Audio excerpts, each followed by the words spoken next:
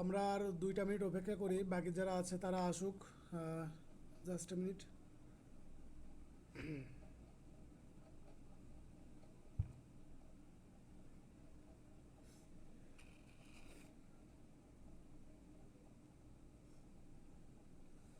গ্রুপে একটু এসএমএস দেন তো কেউ, গ্রুপে দ্রুত আসার জন্য একটু এসএমএস দেন।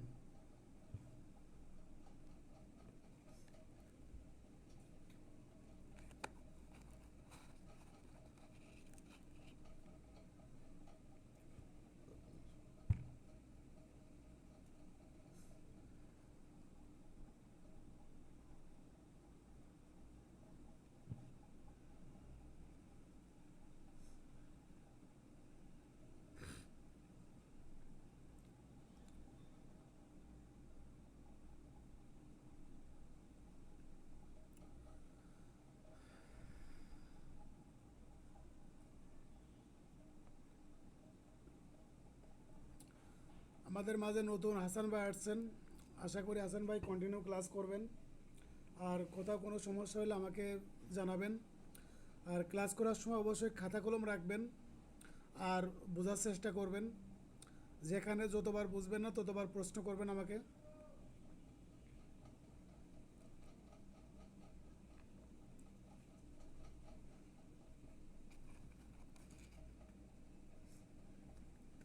হাসান ভাই কি শুনতে পাচ্ছেন?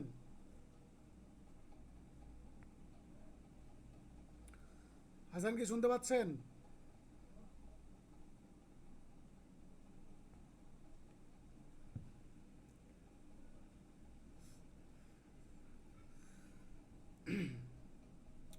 আচ্ছা, আমরা ভাই আর্টিকেলের যে ধারার কথা বলেছিলাম, এখানে আর্টিকেল আছে আপনার 183টা আর্টিকেল আছে। এই 183টা আর্টিকেলের মধ্যে আপনাদের বেশিরভাগ যে স্টুডেন্ট আছে, এই স্টুডেন্টদের আপনার আর্টিকেল সম্পর্কিত অনেক বেশি সমস্যা হয়ে থাকে। তা আপনাদের আর্টিকেলের বিষয়ে সমস্যা আশা করি আর থাকবে না, সমাধান হয়ে যাবে। তো এখন আপনাদের আর্টিকেল থেকে পড়তে হবে কি কি। আপনাদের আর্টিকেল থেকে 3টা বিষয়ে পড়তে হবে, 3 ধরনের এমসিকিউ পড়তে হবে। 1 নম্বরটা হলো যে কত অনুচ্ছেদে বলা আছে এবং ওই অনুচ্ছেদের বিষয়বস্তু কি, আর তামাদির মেয়াদ কতদিন। এই 3 ধরনের প্রশ্ন, এক একটা আর্টিকেল থেকে এই 3 ধরনের প্রশ্ন বের করে করে আপনাদের পড়তে হবে। তো এটা আপনারা কি করবেন, একটা আর্টিকেল মনে রাখবেন এবং ওর টাইটেল মনে রাখবেন এবং তামাদির মেয়াদ মনে রাখবেন। এখন দেখেন যে আপনারা যখন আর্টিকেলগুলো পড়বেন, এই আর্টিকেলগুলো অবশ্যই কোনো না কোনো আইন সম্পর্কিত বা কোনো না কোনো আইনের সাথে কানেক্টেড। আপনাদের আমি সর্বোচ্চ প্রাথমিক পর্যায়ে হয়তো 35 থেকে 36টা আর্টিকেল পড়াবো, আর সামগ্রিকভাবে পরবর্তীতে আরও 10 থেকে 12টা মতো আর্টিকেল পড়াবো।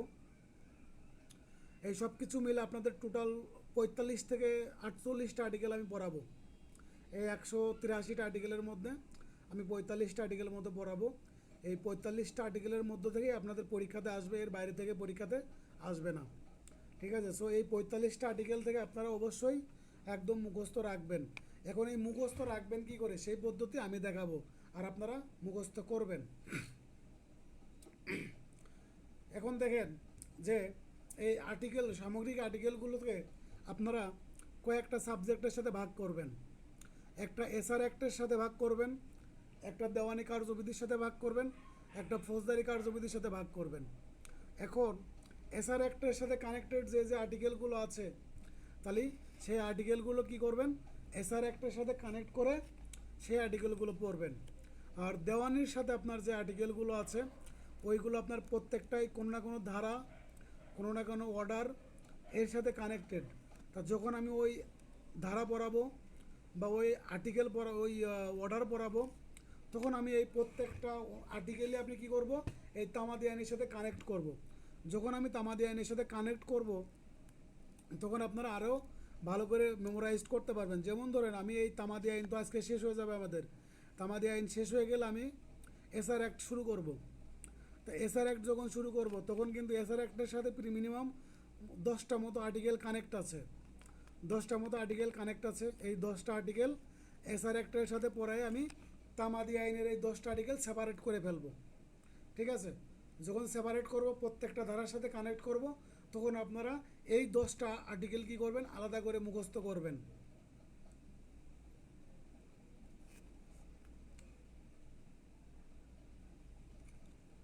তারপরে আসতেছে আপনার দেওয়ানি কার্যবিধির সাথে। দেওয়ানি কার্যবিধির সাথে আমাদের হয়তো আরও 20টা মতো আর্টিকেল চলে আসবে। তখন আমরা দেওয়ানি কার্যবিধির ওই 20টা আমরা সেপারেট করে ফেলবো। তারপরে ফৌজদারি কার্যবিধির সাথে 7টা কি 8টা মতো আসবে, তখন আমরা ওইগুলো আলাদা করে ফেলবো। আর বাকি আমরা বাড়তি আর 15 থেকে 16টা মতো পড়বো। সব কিছু মিলে আমাদের আসবে 45টা মতো।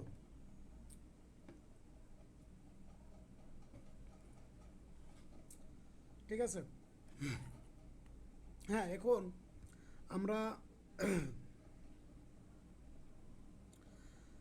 অনুচ্ছেদ একবারে 2-এ চলে যাব। আপনারা 2-এ চলে যান। এইটা আপনাদের 2 স্টার রিলেটেড। আমি যেটা 3 স্টার দিব সেটা 3 স্টার দিয়ে পড়বেন। 2 স্টার, কোনো কাজ করা বা কাজ করা থেকে বিরত থাকার জন্য ক্ষতিপূরণের মামলা, এটা আপনার করতে হয় 90 দিনের মধ্যে। তাহলে 2 নম্বর আর্টিকেলটা আপনারা জাস্ট একবার করে একটু দেখবেন। এখন গুরুত্বপূর্ণ আর্টিকেল হলো 3। এই সুনির্দিষ্ট প্রতিকার আইনের 9 ধারায় স্থাবর সম্পত্তি দখল পুনরুদ্ধারের মামলা করতে হয় 6 মাসের মধ্যে। এটা বলা আছে তামাদি আইনের অনুচ্ছেদ 3-এ। এটা আপনাদের কি করতে হবে, একদম মুখস্থ রাখতে হবে। এখান থেকে অসংখ্যবার প্রশ্ন এসেছে, ভবিষ্যতেও আসবে। আসবে মানে আসবে, মাস্ট আসবে। তাহলে আমরা কি পাইলাম যে এসআর অ্যাক্টের 9 ধারায়, মানে সুনির্দিষ্ট প্রতিকার আইনের 9 ধারায় স্থাবর সম্পত্তির দখল উদ্ধারের জন্য মামলা করতে হয় কত দিনের মধ্যে, 6 মাসের মধ্যে। তাহলে স্থাবর সম্পত্তি দখল উদ্ধারের মামলা করতে হয় কত অনুচ্ছেদ অনুযায়ী, 3 অনুচ্ছেদ অনুযায়ী। 3 অনুচ্ছেদ অনুযায়ী কত দিনের মধ্যে করতে হয়, 6 মাসের মধ্যে। তাহলে আমরা 3 অনুচ্ছেদটা পেয়ে গেলাম। এখন দেখেন আমরা একবারে চলে যাব 10 অনুচ্ছেদে। এই 3 অনুচ্ছেদটা 3 স্টার, মানে এটা আপনারা অবশ্যই মানে টুডস্থ রাখবেন, মুখস্থ রাখবেন। অগ্রক্রয়ের অধিকার বলবদ্ধের মামলা করতে হয় 1 বছরের মধ্যে। এতে শামীম ভাই প্রশ্ন করেছিলেন প্রিএমশনের মামলা, প্রিএমশনের মামলা করতে হয় 1 বছরের মধ্যে। এই প্রিএমশনের কথা বলা আছে তামাদি আইনের অনুচ্ছেদ 10-এ, অনুচ্ছেদ 10-এ বলা আছে। ঠিক আছে। আর অগ্রক্রয় বলতে কি বোঝাচ্ছে, অগ্রক্রয় বলতে বোঝাচ্ছে যে কোনো সম্পত্তি ক্রয় করার জন্য পূর্বের যে অধিকার, পূর্বের অধিকার বলতে কি সবার আগের যে অধিকারটা, কে আগে অধিকারভুক্ত হবে ওই সম্পত্তি ক্রয় করার জন্য। ঠিক আছে। যেমন হাসান আর শামীম 2 ভাই ভাই, হাসান ভাই একটা সম্পত্তি বিক্রয় করবে, এই সম্পত্তি কেনার অধিকার সবার আগে কার, শামীম ভাইয়ের। ঠিক আছে। এই অধিকারটাকেই বলা হচ্ছে কি অগ্রক্রয়। এখন দেখেন একবারে চলে যাব আপনার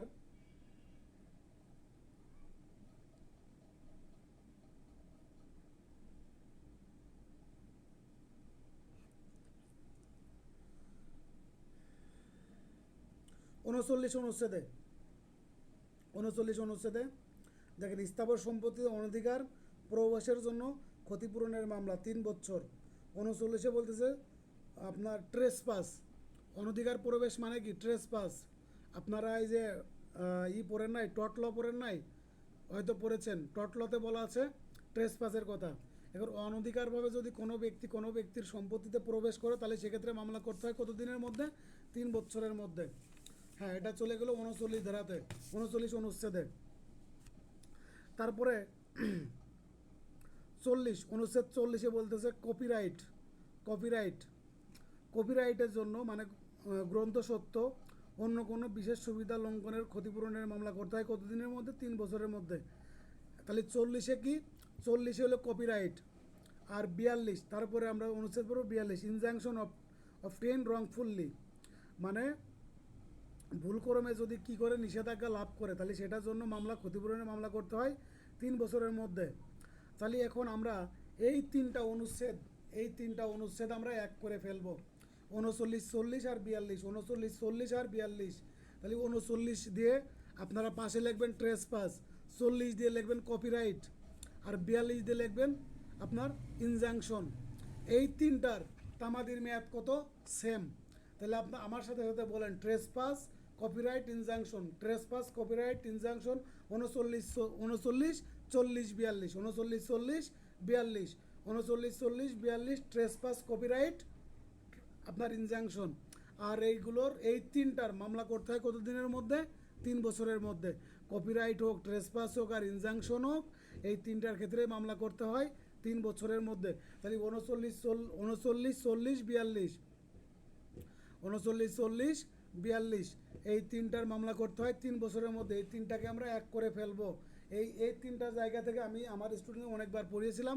এই 25 সালে কিন্তু এমসিকিউতে এই তিনটার মধ্য থেকে একটা পরীক্ষাতে আসছে কিন্তু, ঠিক আছে, তিনটার মধ্য থেকে একটা আসছে, ভবিষ্যতে আসার সম্ভাবনা আছে। সো এই তিনটা আমরা যখন পড়লাম, এই তিনটার মধ্য থেকে যে কোনো একটা চলে আসার একটা সম্ভাবনা আছে, ভবিষ্যতেও আসবে। এবং 25 সালের এমসিকিউতে আসছে। আমরা জানি যে 25 সালের এমসিকিউতে শুধু অনুচ্ছেদ থেকে 4টা প্রশ্ন আসছে। তো আপনাদের ক্ষেত্রেও মিনিমাম 3টা বা 4টা প্রশ্ন আসবে অনুচ্ছেদ থেকে। আর আমি যে 45টা পড়াবো, ওই 45টার মধ্য থেকেই আসবে 3টা 4টা, এর বাইরে থেকে একটাও আসবে না। সো এইটুকু বিলিভ রাইখা আমি যে 45টা পড়াই, একদম এই 45টা মুখস্থ রাখবেন। হ্যাঁ, তারপরে চলে যান 91, অনুচ্ছেদ 91। অনুচ্ছেদ 91, কোনো দলিল রদ বাতিল করার জন্য সেক্ষেত্রে অন্য কোনো বিধান নাই, সেক্ষেত্রে আপনার মামলা করতে হয় কত দিনের মধ্যে? 3 বছরের মধ্যে। দলিল রদ বা বাতিল এটা তামাদি আইনের সুনির্দিষ্ট প্রতিকার আইনের 39 ধারার সাথে সম্পর্কিত। আমরা যখন এরপরে যখন আমরা ওই 39 ধারা পড়ব সুনির্দিষ্ট প্রতিকার আইনের, তখন এই 91 অনুচ্ছেদটা আমরা আবার নিয়ে এসে আবার বিস্তারিত আলোচনা করব। তাহলে 91 অনুচ্ছেদ থেকে আপনারা কি করবেন?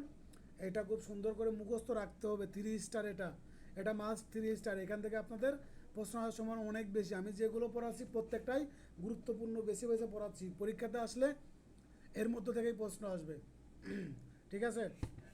তারপরে চলে যান।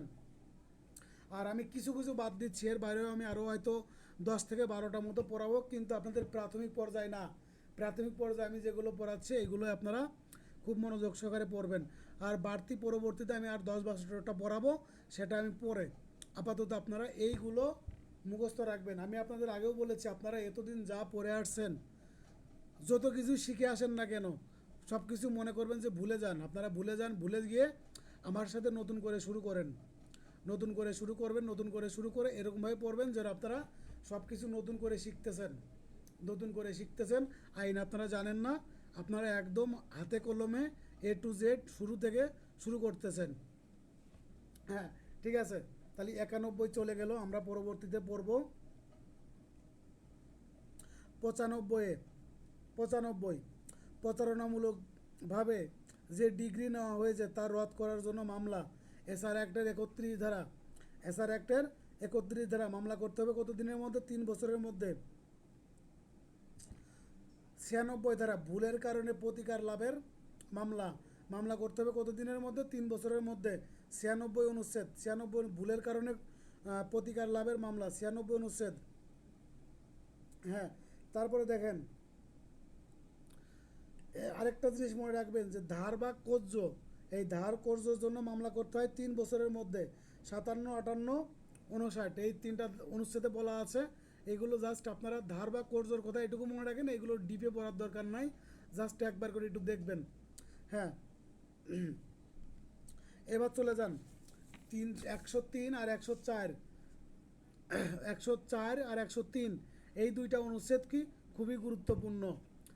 দেনমোহরের জন্য অবিলম্বে পরিশোধযোগ্য দেনমোহর আর বিলম্বে পরিশোধযোগ্য দেনমোহর, এই দেনমোহরের মামলা করতে হয় কত দিনের মধ্যে? 3 বছরের মধ্যে। 103-এ বলা আছে আর 104-এ বলা আছে। 103-এ বলতেছে অবিলম্বে, আর 104-এ বলতেছে বিলম্বে পরিশোধযোগ্য দেনমোহর। এটার মামলা করতে হয় আপনার 3 বছরের মধ্যে। তারপরে চলে যাবেন 113 ধারাতে, 113 আর 114 অনুচ্ছেদে। 113 আর 114 অনুচ্ছেদে 113তে বলতেছে যে সুনির্দিষ্ট চুক্তি পালনের জন্য, সুনির্দিষ্ট চুক্তি কার্য সম্পাদনের জন্য মামলা করতে হয় 1 বছরের মধ্যে। চুক্তি প্রত্যাহার বা রোধের মামলা করতে হয় 1 বছরের মধ্যে। 104 অনুচ্ছেদ, 104, 113 আর 114 এই দুইটা অনুচ্ছেদ খুবই গুরুত্বপূর্ণ। একটা হলো চুক্তি পালনের জন্য আর একটা চুক্তি রদের জন্য, ঠিক আছে। এইটা আপনার বলা আছে আপনার 135 আর 12 ধারাতে, এসআর অ্যাক্টের 12 ধারাতে আর এসআর অ্যাক্টের 35 ধারাতে। এখন চুক্তি পালনের জন্য 1 বছরের মধ্যে আপনার মামলা করতে হয়, আর চুক্তি রদ করার জন্য সেক্ষেত্রেও 1 বছরের মধ্যে মামলা করতে হয়। তাহলে 112 আর 113 আর 114 আমরা পেয়ে গেলাম।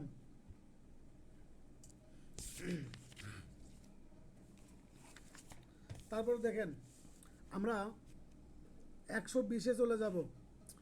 তামাদির মেয়াদ সম্পর্কে এই তফসিলে যদি কোনো নিয়ম না থাকে বা কোনো মেয়াদ যদি না দেওয়া থাকে, মানে এরকমের কোনো বিষয় যে বিষয় সম্পর্কে তামাদি আইনে কোনো মেয়াদের কথা উল্লেখ নাই, তামাদির মেয়াদ উল্লেখ করে নাই, মানে আপনার যে কোনো ম্যাটার হইতে পারে, চিরস্থায়ী নিষেধাজ্ঞার ক্ষেত্রে আপনার কিন্তু তামাদির মেয়াদ তামাদি আইনে নাই, বাধ্যতামূলক নিষেধাজ্ঞার ক্ষেত্রে তামাদি আইনে কোনো তামাদির মেয়াদ নাই। এই ক্ষেত্রে কিন্তু আপনার 120 অনুচ্ছেদ ফলো করে আপনার তামাদির মেয়াদ কত হবে? 6 বছর হবে। ঠিক আছে, 6 বছর হবে। ঘোষণামূলক মামলার ক্ষেত্রে আপনার কিন্তু তামাদির মেয়াদ নাই, শুধুমাত্র ঘোষণার ক্ষেত্রে কিন্তু নাই। তখন কতদিন হবে? তখন কিন্তু আপনার হবে 6 বছর। ঠিক আছে, এই যে বিষয়গুলো আছে এই বিষয়গুলো খুব সুন্দর করে মনোযোগ সহকারে পড়বেন। যে যে অনুচ্ছেদের কথা আমি এখন বলতেছি এই অনুচ্ছেদগুলো, আর বাড়তি আমি আর কিছু অনুচ্ছেদ পড়াবো, সেই ক্ষেত্রে আপনারা আর একটু ভালো করে পড়বেন পরবর্তীতে।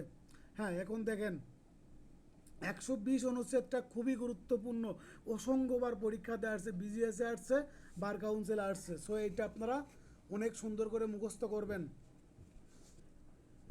124-এ বলতেছে বংশগত পদ লাভের জন্য মামলা, এটা 12 বছরের মধ্যে, 12 বছরের মধ্যে, এটা আপনার 2 স্টার দিয়ে রাখেন। আর 28 ধারাতে 128 অনুচ্ছেদে বলতে হিন্দু নারী কর্তৃক বকেয়া ভরণ পোষণের জন্য মামলার তামাদির মেয়াদ, এটা 12 বছর। ঠিক আছে, এটাও 2 স্টার বা 2 স্টার দিয়ে রাখেন। তারপর দেখেন 142 বাদীর দখলে স্থাবর সম্পত্তি, 142টা আপনার কত? সুনির্দিষ্ট প্রতিকার আইনের 8 ধারা অনুযায়ী মামলা করতে হয়। স্থাবর সম্পত্তি মালিকানার জন্য মামলা করতে হয় কত দিনের কত ধারাতে, কত অনুচ্ছেদে? 142 অনুচ্ছেদে। বাদীর দখলে স্থাবর সম্পত্তি থাকার সময় তা থেকে বেদখল হলে, তা বাদী তার দখল ত্যাগ করলে উক্ত দখল লাভের জন্য দায়েরকৃত মামলার তামাদির মেয়াদ 12 বছর। তাহলে স্থাবর সম্পত্তির মালিকানার জন্য মামলা করতে হয় কত দিনের মধ্যে? 12 বছরের মধ্যে।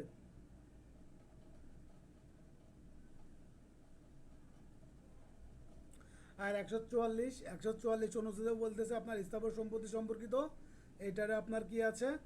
মামলা করতে হয় 12 বছরের মধ্যে। আর 142 আর 144, 142 আর 144 অনুচ্ছেদ, এই দুইটা অনুচ্ছেদ আমি যখন সুনির্দিষ্ট প্রতিকার আইন পড়াবো আপনাদের, এই দুইটা ধারার মধ্যে সুন্দর করে আমি পার্থক্য বের করে দিব। ঠিক আছে, সুন্দর করে লেখায় দিব। এই দুইটা ধারা আপনাদের পার্থক্য লাগবে অন্তত বেসিক বোঝার জন্য। হ্যাঁ, এখন দেখেন 147-এ বলতেছে আপনার যে বন্দুকের জন্য, বন্দুক আছে না? বন্দুক তো বুঝেন, যারা কৃষিকাজের সাথে সম্পর্কিত, যাদের পরিবার বা যারা যারা অন্তত গ্রামে থাকছেন তারা বন্দুকটা বুঝেন। তো এখন এই বন্দুক উদ্ধারের জন্য মামলা করতে হয় 60 বছরের মধ্যে, 147। ঠিক আছে, 147 অনুচ্ছেদে। এখন দেখেন যে এই যে আপনার ফৌজদারি কার্যবিধিতে আমরা জানি যে তামাদি আইন প্রযোজ্য না, বা তামাদি আইন ক্রিমিনাল লওয়ার ক্ষেত্রে প্রয়োগ হয় না। এখন এই তামাদি আইন শুধুমাত্র ফৌজদারির আপিলের ক্ষেত্রে প্রয়োগ হয়। এইটা আপনার বলা আছে 150 থেকে 157, 150 থেকে 157-তে বলা আছে, 150 থেকে 157 অনুচ্ছেদে বলা আছে।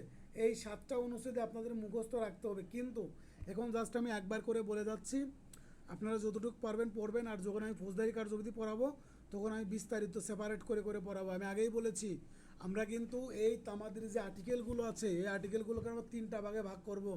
একটা এসআর অ্যাক্টের সাথে ভাগ করব, একটা দেওয়ানি কার্যবিধির সাথে ভাগ করব, আর একটা ভাগ করব ফৌজদারি কার্যবিধির সাথে। এখন কিন্তু আমরা দেওয়ানি কার্যবিধিও পড়ি নাই, ফৌজদারি কার্যবিধিও পড়ি নাই, সুনির্দিষ্ট প্রতিকার আইনও পড়ি নাই।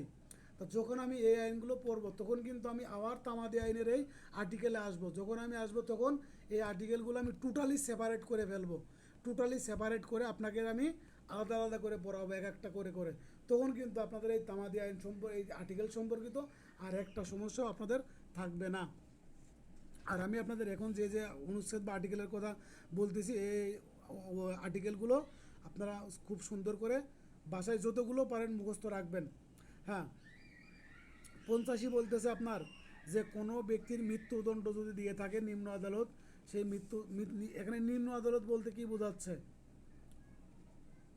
জজ কোর্ট। জজ কোর্ট, যুগ্ম জেলা ও দায়রা জজ কোর্ট, ঠিক আছে, তার নিচে না, তার নিচে না।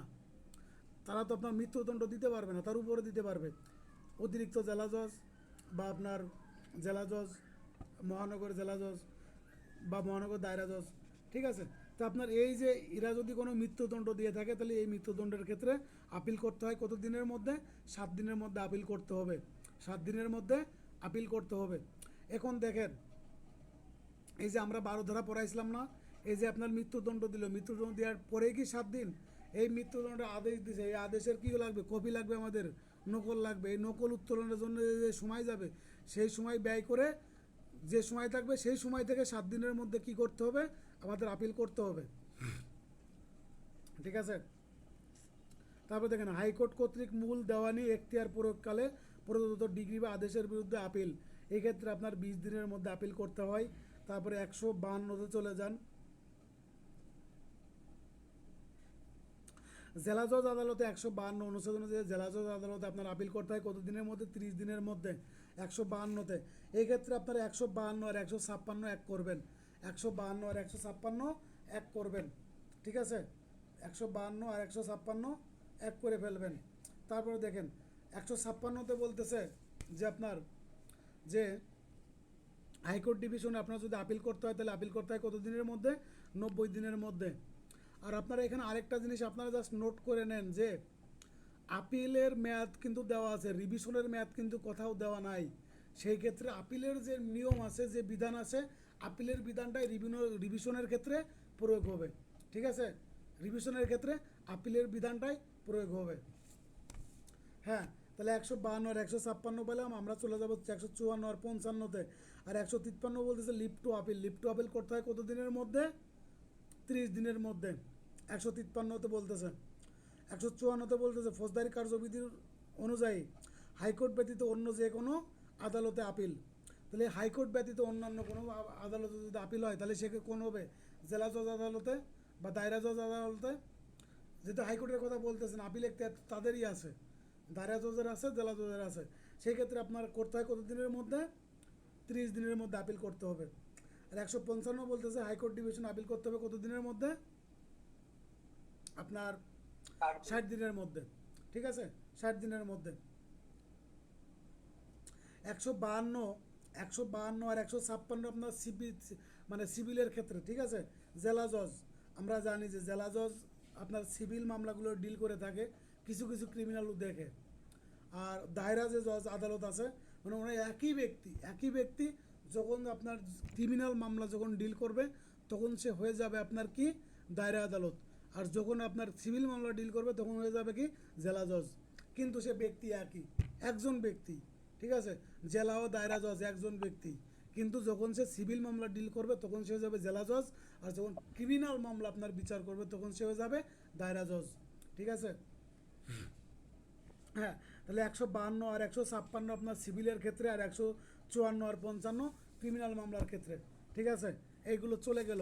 এবার আমরা চলে যাব আপনার 163তে।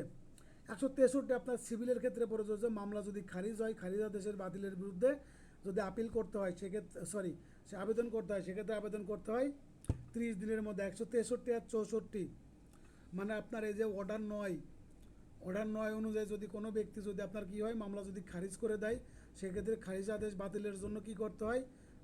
আপনার যদি আবেদন করতে হয়, সেক্ষেত্রে আবেদন করতে হয় 30 দিনের মধ্যে। একতরফা ডিগ্রির ক্ষেত্রে আপনার বলা আছে 64তে, এক্ষেত্রে আপনার 30 দিনের মধ্যে। আর ডিগ্রি জারিতে বিক্রয় রোধের জন্য আপনার 166 অনুচ্ছেদে, এটা আপনার 30 দিনের মধ্যে।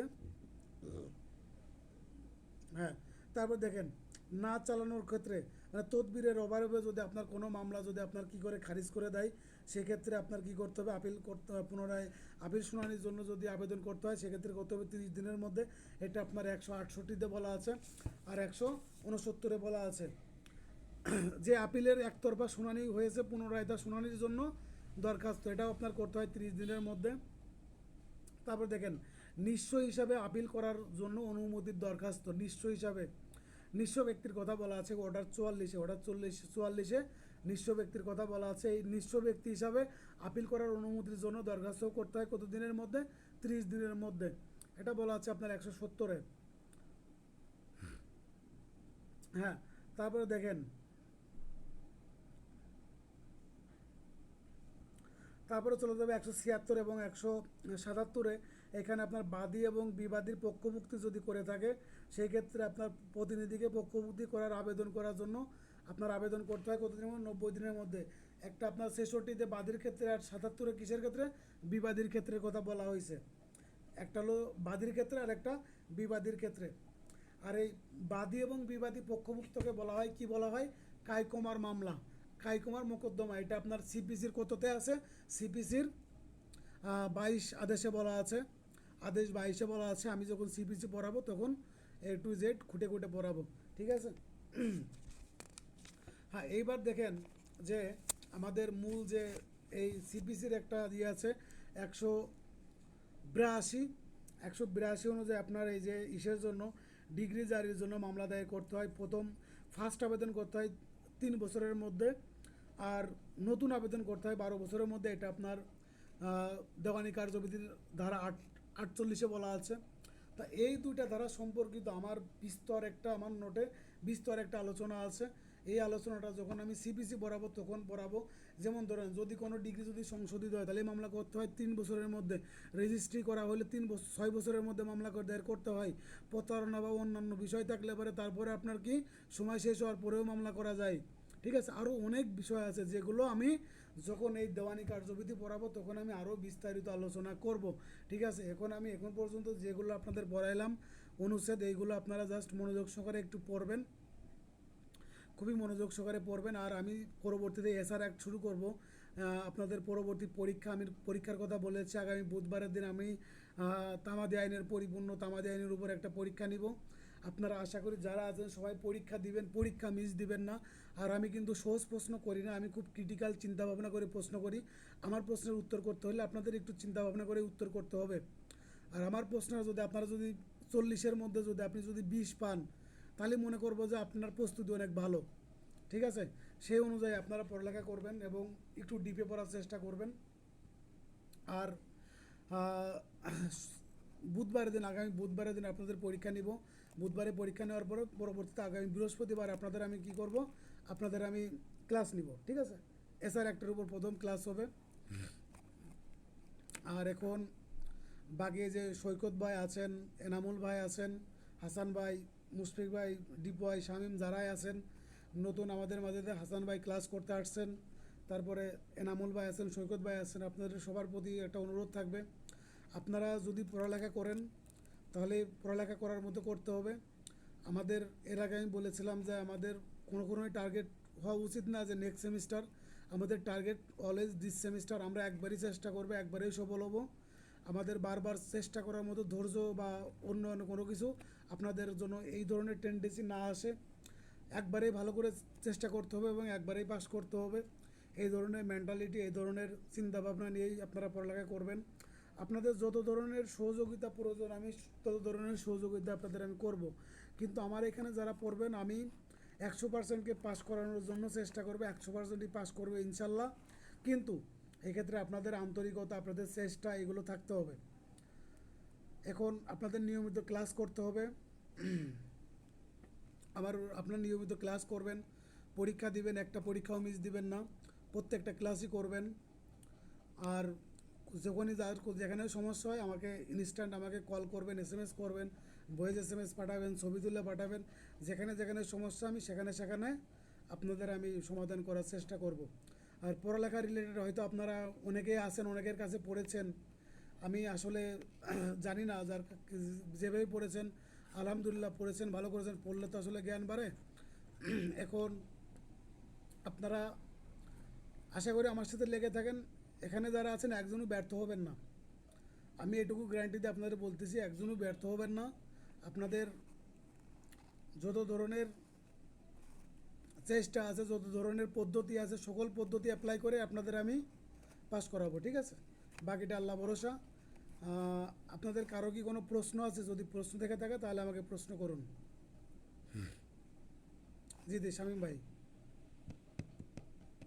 আমার প্রশ্ন হচ্ছে যে প্রথমে তিনটা বিষয় বললেন। একটা হচ্ছে আহ, আমাদের যে আর্টিকেল গুলো আছে, তিনটা দিক আমাদের নজর রাখতে হবে। এক, কত অনুচ্ছেদে বলা আছে এটা। দুই হচ্ছে আমাদের মেয়াদ কতদিন এটা। তিন নাম্বারটা তিন নাম্বারটা হলো বিষয়বস্তু, ঠিক আছে, বিষয়বস্তু, right, ঠিক ঠিক আছে। আছে।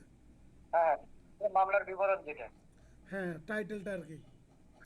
আচ্ছা, আর কারো কোনো প্রশ্ন আছে? মুশফিক, সৈকত, এনামুল, ডিপয়, হাসান ভাই বা অন্যান্য আর কারোর?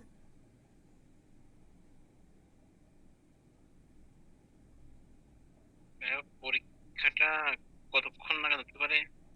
সময় মেনটেন নাকি? হ্যাঁ, এই যে অবশ্যই সময় মেনটেন বুধবারে যে করতে হবে, পরীক্ষাটা। অবশ্যই। আমি যদি 20টা প্রশ্ন করি, 20টা প্রশ্নের জন্য আপনাদের সর্বোচ্চ আমি টাইম দেবো, সরি, 40টা প্রশ্ন করলে 20 মিনিট টাইম দিব পরীক্ষা দেওয়ার জন্য, ঠিক আছে। 20 মিনিটের মধ্যে আপনাদের পরীক্ষা শেষ করতে হবে, 20 থেকে 22 মিনিট, এইরকম টাইম দিয়ে রাখবো আমি। পরীক্ষা দিব কিভাবে? অনলাইনে আপনি মুখে প্রশ্ন করবেন, উত্তর দেবো, নাকি আপনি নো নো নো, লিখিত আমি দিবেন আমি সেটা? আমি খাতা কলমে প্রশ্ন করব, খাতা কলমে টাইপ প্রয়োজনে হয়তো খাতা কলমেও করতে পারি বা টাইপও করতে পারি। করার পরে আপনাদের গ্রুপে আমি প্রশ্ন দিয়ে দিব, ঠিক আছে। প্রশ্ন দিয়ে দিব, তখন আপনারা ওই প্রশ্ন দেখে দেখে আপনারা খাতায় ওএমআর শিট আছে না, ওএমআর শিটে উত্তর লিখবেন, ওএমআর শিটে উত্তর লিখে তারপরে আমাকে সেন্ড করবেন। সেন্ড করার পরে তারপরে দেখে তারপরে কয়টা ভুল হয়েছে কয়টা সঠিক হয়েছে এটার উপর ডিপেন্ড করে তারপরে আমি মার্কিং করে দিব যে আপনাদের কত নম্বর আপনি পেয়েছেন, ঠিক আছে। অবশ্যই এখানে আপনার এই আমরা মূল যে বার কাউন্সিলের মূল যে পরীক্ষা আছে, এই পরীক্ষার যে রুল রেগুলেশন আছে যেগুলো ফলো করা হয়, প্রত্যেকটা জিনিসই আপনাদের আমি আগে থেকেই মানে ফলো করাবো, ফলো করায় তারপর আমি এটা রানিং করাবো, ঠিক আছে। মানে আপনারা মানে পরীক্ষা দেওয়ার ক্ষেত্রে আপনার এরকম একটা ফিল পাবেন যেন আপনার বার কাউন্সিলের মূল যে পরীক্ষা হচ্ছে, ফাইনাল যে পরীক্ষা, ওই পরীক্ষা দিচ্ছেন, ঠিক আছে। এরকম একটা অনুভব আপনাদের প্রত্যেকেই ওএমআর শিট রাখবেন, কাজে সবসময় পরীক্ষার ক্ষেত্রে ওএমআর শিটটা রাখবেন। আমরা ওয়েবসাইট পাবো কোথায়? ওএমআর শিট আমি দিয়ে দিব, বলছি না আপনাদের যত ধরনের সহযোগিতা হেল্প দরকার আমি করব। ওএমআর শিট আমি দিয়ে দেবো, আপনারা সেটা ওই হোয়াটসঅ্যাপ গ্রুপ থেকে আমি দিয়ে দেবো, ওইখান থেকে আপনারা নিয়ে ফটোকপি করে নেবেন, প্রিন্ট করে নেবেন, ঠিক আছে। ঠিক আছে। হ্যাঁ, হ্যাঁ, আর বুঝছি কারো স্যার। কোনো প্রশ্ন আছে? দিবে আপনার একটা কথা ভাই, আপনার ওই পদ্ধতিটা আমার কাছে ভালো লাগছে যে অ্যাসাইনমেন্ট, জি জি, সেটা হলে কি অ্যাসাইনমেন্ট আমাদের পড়াও অ্যাসাইনমেন্ট আমি হয়? আবার আবার দিব, ঠিক আছে। আপনারা আগামী বুধবার দিন পরীক্ষা দেন, পরীক্ষা দেওয়ার পরে যখন এসআর এক পড়াবো তখন আমি আবার এক এক করে করে আমি দু একটা ক্লাস করে আমি এক এক করে করে অ্যাসাইনমেন্ট দেবো, ঠিক আছে। আপনাদের আমি তো আমার আগেও মনে হয় আপনাদের ভাই বলেছি, আপনার ঠিক আছে, এই আপনাদের আমি আগেও বলেছি যে আপনাদের জি। পাস করার, আপনাদের কিন্তু মূল লক্ষ্য কিন্তু শুধু পিলি পাস করা না, আপনাদের মূল লক্ষ্য হবে আইনজীবী হওয়া। এই জন্য আপনি ওই পিলি পাস করার পরে আপনি এই 40 দিনের মধ্যে আপনি রিটেন শেষ করবেন। এখন আপনারা এখানে যারা আছেন বেশিরভাগই আপনারা পাস কোর্সে আসেন, ঠিক আছে। আপনাদের লিখিতর ক্ষেত্রে কিন্তু একটা আলাদা রকম একটা জ্ঞান থাকতে হবে। এই জ্ঞানটা না থাকলে কিন্তু আপনাদের এই লিখিততে ভালো নাম্বার না পাইলে কিন্তু আপনার এই ভাইভাতে কিন্তু একটি রিস্ক থাকে, ঠিক আছে। ভাইভাতে আপনার তারপরে আপনাদের এই লিখিততে আপনাদের, আমি মনে করি যে আপনারা যারা পাস কোর্স আছেন তাদের বেশিরভাগ মূল সমস্যা হয় রিটেনে, মূল সমস্যা হবে রিটেনে, ঠিক আছে। পিলিতে আপনারা অনেক পরিশ্রম করলে আপনারা পিলি পাস করবেন, কিন্তু লিখিততে আপনাদের মেন সমস্যা হবে। সো আমাদের টার্গেট থাকবে সবসময় পিলি এবং লিখিত উভয়ই। আমরা মূল পাস করার টার্গেট থাকবে পিলি, এখন আমরা পিলি আঙ্গিকে পড়বো, কিন্তু আমরা লিখিতকে আমরা ইগনোর করে যাব না, আমরা লিখিতও কমপ্লিট করে যাব, ঠিক আছে। যতটুকু সম্ভব আমরা লিখিত কমপ্লিট করে যাব। আর ভাইবার জন্য আপনাদের তো বেশি পড়া লাগবে না, পিলি লিখিত পাস করলে আপনারা ভাইবা এমনিতেই পাস করবেন, ঠিক আছে। কিন্তু লিখিততেও একটা স্ট্যান্ডার্ড মার্ক লাগবে আপনাদের, অন্তত যেন ফেল না আসে, অন্তত যেন ফেল না আসে এই ধরনের একটা আপনাদের দক্ষতা, আপনাদের একটা দক্ষতা অর্জন করে তারপরে যাইতে হবে, ঠিক আছে। আর কারো কোনো প্রশ্ন? আমার মনে হয় ভাই অ্যাসাইনমেন্টটা মানে অ্যাসাইনমেন্ট একটু বেশি নিলে ভালো হবে আমাদের। এমসিকিউ তাড়াতাড়ি এসে পড়বে আর রিটেনটা এসে পড়বে, আমাদের জানাশোনা ভালো জি হবে। জি জি, আমি অ্যাসাইনমেন্ট নিব, অ্যাসাইনমেন্টটা আমি বেশি দিলে আমাদের অ্যাসাইনমেন্ট মানে এটা তো পড়ার আমি প্রতি চালু পড়ার করেছি, প্রতি সো আমার জি আপনাদের জি জি। নিয়ে আমি এদের সৈকত মুশফিক ভাই, আমি আপনাদের নিয়ে কিন্তু মানে অনেক বেশি ওয়ারিড, এবং আপনাদের মানে আমি বলেছি যে যত ওয়েতে আপনাদের পাস করানো যায়। আর আমি কিন্তু বলেছি যারা আপনাদের মানে আপনাদের পাস করতে হিমশিম খাচ্ছে, বা আপনারা দু একবার পরীক্ষা দিয়েছেন, বা আপনাদের একটু মানে অন্য রকমের একটা পজিশনে আছেন, সো আমি চাচ্ছি যে তাদেরকে পাস করাইতে। সো তাদের পাস করাইলে আমার একটা আলাদা রকম একটা প্ল্যান থাকতে হবে, আমাদের তাদের কিভাবে দক্ষতা অর্জন করা যায়, তাদের কিভাবে আপনার আইন শেখানো যায়, আমার কিন্তু মূল টার্গেট থাকবে সেইটাই। সো এরপরে আমি নতুন নতুন আরও কয়েকটা পদ্ধতি বা অন্যান্য সিস্টেম আমি অ্যাপ্লাই করব আপনাদের উপর, অ্যাপ্লাই করে আপনাদের দক্ষতা আমি সকলভাবে সকল দিক থেকে আপনাদের দক্ষতা আমি ইমপ্রুভমেন্ট করব, ঠিক আছে? আপনারা মানে তো আপনার আপনাদের কথা চাইতে পড়া আমার ভালো আপনাকে লাগছে। ডেভেলপ করার জন্য আপনাদের চাইতে আমার চিন্তা বেশি, ঠিক আছে? সো আমি জি যখন ভাইয়া। যতটুকু আপনাদের ইনস্ট্রাকশন দেব ঠিক তখন ততটুকু ইনস্ট্রাকশন ফলো করবেন, একদম 100% ফলো করবেন। এই যে সৈকত ভাই কিন্তু অ্যাসাইনমেন্ট দেয়নি, তারপরে এনামুল ভাই অনেক পরে আসছিল, এই হাসান ভাই তো পরে আসছে, আর বাকি যারা যে কয়জন দিয়েছে অ্যাসাইনমেন্ট, যে অ্যাসাইনমেন্ট দিয়েছিলাম তারা পরীক্ষা করছে। আমি প্রত্যেকের খাতায় দেখেছি, প্রত্যেকের খাতা দেখার পরে আমার কিন্তু একটা ধারণা আসছে যে কার ভিতরে কতটুকু কী আছে, বা তার কার কতটুকু ইমপ্রুভমেন্ট দরকার, কোন দিকে ইমপ্রুভমেন্ট দরকার। সো আমি কিন্তু ক্লাসের শুরুতে বলেছি যে আপনাদের এই কোয়ান্টিতে আপনাদের অ্যাসাইনমেন্টগুলো করা উচিত ছিল, ঠিক আছে? আমি পরবর্তী ক্লাসে এই অ্যাসাইনমেন্ট সম্পর্কিত আরও বিস্তারিত আমি জানাবো, ঠিক আছে? আচ্ছা, আর কারো কোনো প্রশ্ন আছে? হ্যাঁ, একটা আমাদের 25 ধারা থেকে আজকে তো শেষ হয়ে গেল, 25 ধারা থেকে যতক্ষণ আমার শেষ ধারা পর্যন্ত এটার কি আরেকটা অ্যাসাইনমেন্ট হতে পারে কিনা, মানে এই যে কালকে আমরা এমসিকিউ পরীক্ষা দেওয়ার পরে দেওয়া যায় কিনা বা হয় কিনা, 25 ধারার পর থেকে? পঁচিশ তাহলে না, আমাদের 25 না, ওই যে প্রথম যে 16 থেকে মানে 14 থেকে 29 আমরা পর্যন্ত। অ্যাসাইনমেন্ট দিয়েছি, আমরা 12 পর্যন্ত দিয়েছি, ঠিক আছে? 12 পর্যন্ত হ্যাঁ, দিয়েছি। 12 পর্যন্ত। হ্যাঁ। সে 12 পর্যন্ত ভাইয়া কিন্তু সবারই জানা মুখস্থ হ্যাঁ, একদম। আমার আমার মনে হয় যে জানা কি জানেন, হয়ে গেছে। আমাদের আপনাদের এখান থেকে লিখিততে আসার মতো আর আছে আপনার 14 ধারা আছে, আর 18 ধারা আছে একটু গুরুত্বপূর্ণ, আর বাকি যেগুলো আছে আপনার ইয়ে আছে। আপনারা আগে 26 তারিখে এই আগামী বুধবারে পরীক্ষাটা দেন, আপনারা পরীক্ষার উপর বেশি ফোকাস দেন। আপনাদের কিন্তু পরীক্ষা কিন্তু সহজ হবে না, ঠিক আছে? আমি কিন্তু সহজ প্রশ্ন করবো না।